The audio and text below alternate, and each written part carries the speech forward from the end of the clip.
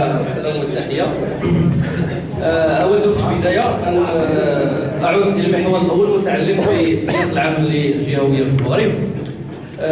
لم يتطرق الإخوان، وإن كان في بعض المداخلات جاءت هذا الإشارة بشكل طفيف. هناك سياق فرضه الاختيار الرسمي أو الاختيار المغربي لمعالجة قضية الصحراء المغربية، خصوصا اختيار الحكم الذاتي. كان تنزيل هذا الحكم يتطلب المرور بخطوة أولى، وهي اقتراح مشروع على الأقل كأرضية أولى. في مرحلة مقبلة سينزل مشروع الحكم الذاتي وهو الجهوية المتقدمة كما أشار الإخوان.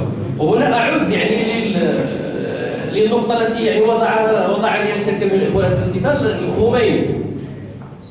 إذا تناولنا الخطاب الرسمي، الخطاب الملكية، وأن في تناول هذا المشروع لا تستعمل بتاتا الجهوية الموسعة إطلاقا، جهوية متقدمة، ولكن لجنة النخب أو المجتمع المدني يستعمل المفهوم الآخر، كأننا بصدد لعبة شد الحبل.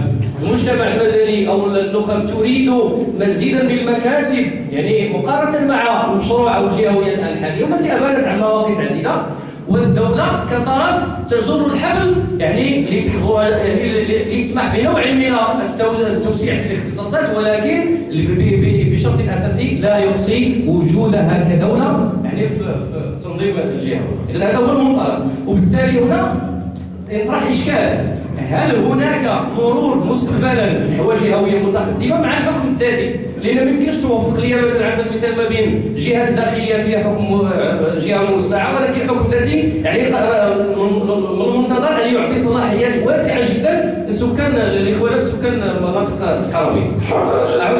شكرا جزيلا. دقيقة سعيد.